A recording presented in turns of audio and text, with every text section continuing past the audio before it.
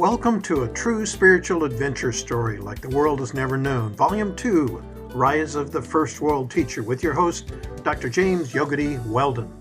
Speaking to you from our community on Heavenly Mountain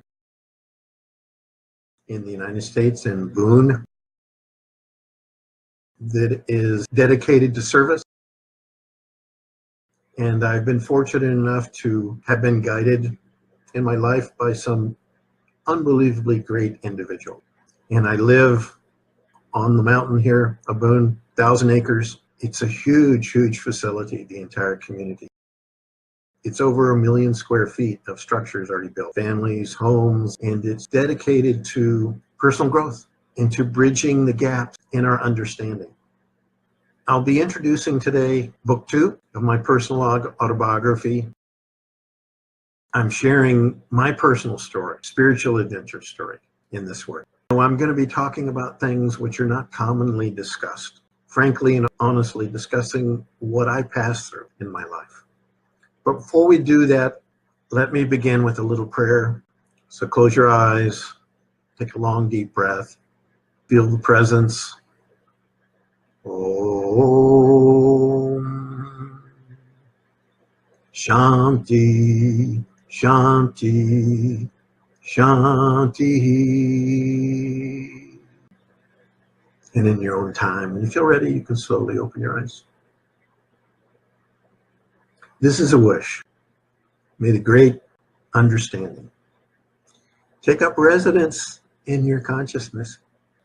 May it be known, may it be lived.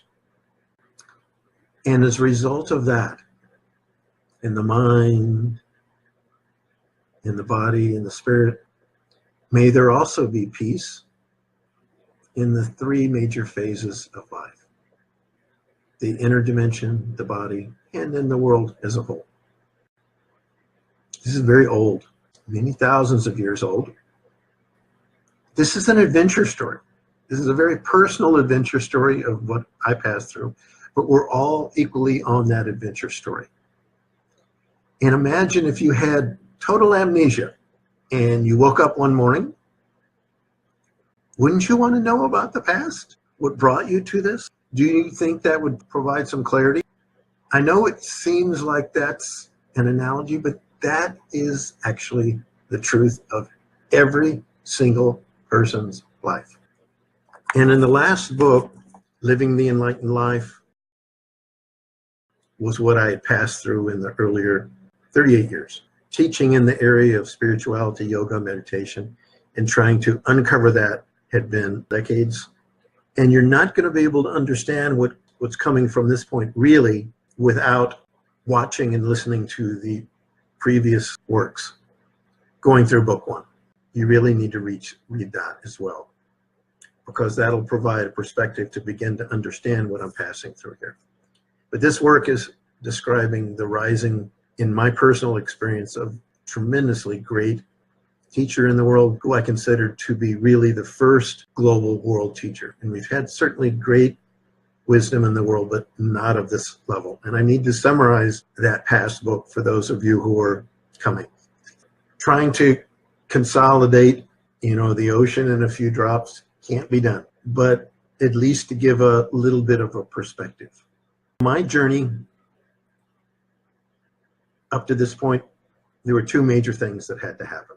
I needed to find and verify a path, a way to living wisdom and knowledge. And then, number 2, find the highest source of that knowledge.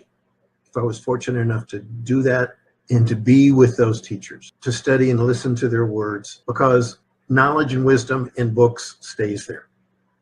In the pathway to living our deepest and most profound joy and our expanded states of consciousness is a very, very subtle one and needs proper education.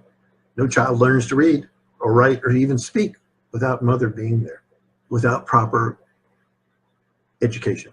And what I passed through up to this point was that. One of the great mysteries in our life is birth, right?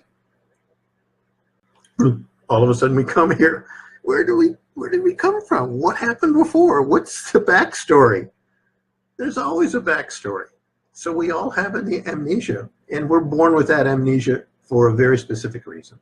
We're born with amnesia because just like when we have a difficult day at work, we sleep and time cures, heals us. And we have enough to deal with that if we were really carrying the true dimension of our life, this is our life, this is your life, it would be overwhelming, totally overwhelming.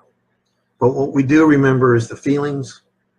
We don't remember the specific events, maybe a little bit. When I discovered that really children, they do know the truth, they're born with that. In those first early years of their life, the oneness is imminent. This unity state, these advanced states, most children, they have that, but for a few years. And in my case as a child, I started getting clues in this mystery story of my life in a space between waking, dreaming, and sleeping. Occasionally I would have clues. Not all children do this. I wonder, even if they did, they wouldn't know. But I would see, even when I was very, very young, 4 or 5, sometimes some events before they happened. And then what was most difficult for me is that I had flashbacks. I didn't know that, but I would wake up in terror, sweating deep in the night. So I didn't learn until much later that this actually had to do with my past. I was traumatized. I had PTSD as a child. And this had to do with that life in Tibet, in the northern part of India. And the second thing that happened in my childhood is that sometimes I found myself in an alternative space, not in the body. Very innocently as a child, I would imagine the beach. I grew up in Cocoa Beach, Florida. Sometimes I couldn't go, and I would imagine myself maybe going, and it turned out that I could do that. I didn't know that that wasn't possible. And sometimes some of the things that I experienced there, they were really there. I would go down later. My father was one of the founders in the space industry. And these things were both frightening and inspiring. And at a very young age, I looked for answers. And I did look in my native traditions of religion and Christianity, and I totally gave myself to that. We had our own church when I was 13 years old. We prayed and we cried and we worshiped, and I had something very powerful that happened. And I was ready to just quit and go help share that. With the death of my father, with the divorce, with the alcoholism in the family, lost actually at that time in suffering. I was very, very empathetic, and I saw death and I felt it, experienced it very deeply. And I rebelled against that. I didn't want part of it. And by the time I got to my college, I was a mess. All of this that I'd passed through, and I almost lost it. Back in the Vietnam time, we rebelled, took a dive into drugs and alcohol and rebelling and revolting. And without going into it, I could have easily ended up damaging my mind. I could have ended up in prison as well, but something happened. And what happened is I came into contact with some of the first spiritual teachers. And I learned meditation when I was 21, and I had very deep and profound experience. And I began to discover my inner subtle body, all of this stuff, the chakras and the inner centers. I was fortunate enough to meet my first great spiritual teacher. His name was called the Maharishi Mahesh Yogi. And he taught the Beatles to meditate. I loved the music, and I became a teacher for him, founded a community and retreat center, ashram, in Florida, which operated for many years. Many tens of thousands of people learned there, always trying to deepen my experience. Very powerful energy started coming in my body. These subtle pathways called nadis began to open up. The life force began to open up, and I found myself going through some pretty deep and powerful experiences with this life force called the Kundalini. Spontaneous yoga, insights, knowledge of breathing happening automatically, and then opening up to the well of bliss. When I traveled to meet that first teacher, the Maharishi, I also met, I didn't know actually 2 others at that time. One was ultimately to be my second teacher. Maharishi said, okay, go be with him. He was a different type of teacher in the devotional side, sound. His name was Swami Muktananda Siddha Yoga, very great group. And he passed away, but I continued to study with his successor. While I was there, I met another great spiritual being, but not in a normal plane of life. There are different levels of creation. You know that there's the physical, there's electronic, the subatomic, the energetic, but the body has actually 7 levels of existence, and there's other levels of life which we don't know. Some experience that to some degree, but those subtler realms are protected. It's not easily that someone passes into those. I was transported to a level of life which I was told actually was the finest level of life, finest level of this creation, and given a spiritual gift of wisdom and the ability to see wisdom, called pragya. And not knowing what happened there, seeking a deeper direct guide, somehow that third being became really the teacher on the inner levels of life. Intensity of joy became unbelievable. Some of the characteristics of this first state of what's called cosmic consciousness began to happen. That's a state where consciousness is never lost. 24 hours a day, 7 days a week, it continues. The mind can come and go. There's a part of our being which is completely above and beyond that. Tremendous happiness began to open up, a level of happiness which is beyond. Begin to understand and feel my connection with others. And I began to understand what is that highest attainment. Now, people really cannot talk about that because that is not a field of 2 or more. That's a field of oneness. You can point towards it, and the book that I wrote is intended to just point towards that. But you need to understand that in the realm of the deeper aspect of development of consciousness and the fulfillment of this journey that we're all on, whether we know it or not, that can be experienced and lived. It's not like something out here, some object. It's known by itself. Only those beings that have attained that are on the highest mountain can see where we may be in our development. It's a very tricky, it's like living on a razor. And there are many places at which we can fall this way or that way, get lost in this capability, that capability. I mean, the whole world is lost in what? Even though they've only been here a few years, they think this is what they are. They think that the life that they're living is all that there is. And they're totally chasing whatever, money and sex and attainment and creating this. And all of that is great, have that. But if you think that that is ultimate fulfillment, it never will satisfy. Because the senses that we have, hearing, touch, taste, smell, are limited.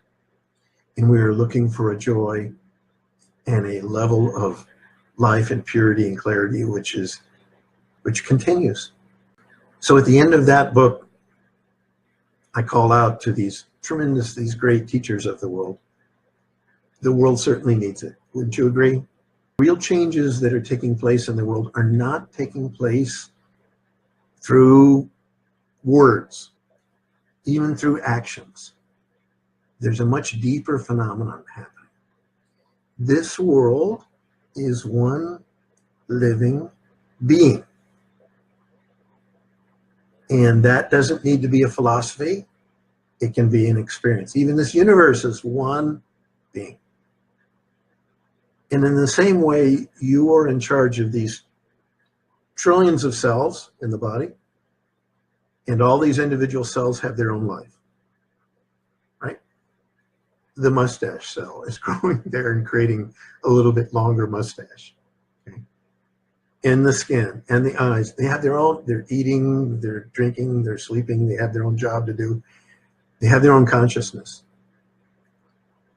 In a certain sense, you're the divine force overlooking in control of all of these trillions of lives. And millions of cells are coming and going all the time. In the same exact way, we are part and parcel of the greater life, and we have not experienced and known our connection with the greater life. That's what's emerging in the world now. That's what's emerging in the world. So this connectedness, you see, the trillions of cells in the body can't imagine the conversation we're having right now. Believe me, it's beyond that. But still, since the mind is connected to the body, the hands that don't understand are doing the bidding of you. And in the same way, there's a natural evolutionary process where we're coming into connection with the big light. This is now easy to understand because of the internet, perhaps. Now, I can type anything onto the board, XYZ, whatever, and something will come up. I can type any country in the world, any place, connected to all the knowledge, basically, in all the books. Isn't that amazing? The field of consciousness is actually like that. And this is verified by physics and quantum mechanics. We need to become linked to that so that we do what we need to do. So we can bring in and play our role. You don't lose your individuality in the sense that, you know, Dr. James Weldon, Yogadhi, whoever he is, continues, but we're driven by this greater force. You're not going to change the opinions of all the people that have different views. Political opinions, philosophical opinions, the whole philosophy, whatever idea, whatever religion, whatever, you're not going to bring everybody together on that level. There's a deeper process. And the whole world is actually beginning to wake up. We are in an age of awakening consciousness. And these states, which were so, so rare, in the last chapter, I did my own estimates. Who knows if it's correct? Chances were like 1 in 5 million. Because of the global transportation and airplanes and the internet now, we're entering a time where maybe 1 in 250. It's a huge awakening. And that is happening, and most people don't know, but it is happening. So let's begin chapter 1 of this next book. And what I'm doing here, as far as I know, never been done. Really laying out, honestly, directly, warts and all that I've passed through. My life is an illustration of the possibilities of consciousness. And so I went through so many things, and there's so many more things yet here to be described. And as usual, these different chapters, I've been writing poems. I'm a poet, if I didn't know it. Now I know it. But I've been collecting these poems over the years, these stories of inspiration, at least, that jumped out of me. And the poem of this first chapter of the book, The Rise of the First World Teacher, really a global phenomenon. And the prayer is entitled, All My Prayers Are the Same, reading from this. Sometimes I feel the prayers of many living beings, like a chorus, all about me as one great song saying, where are you, my beloved? I'm lost, and I can't find my way back home. Behind these prayers, I hear another song calling back. Don't you hear me? Don't you see me?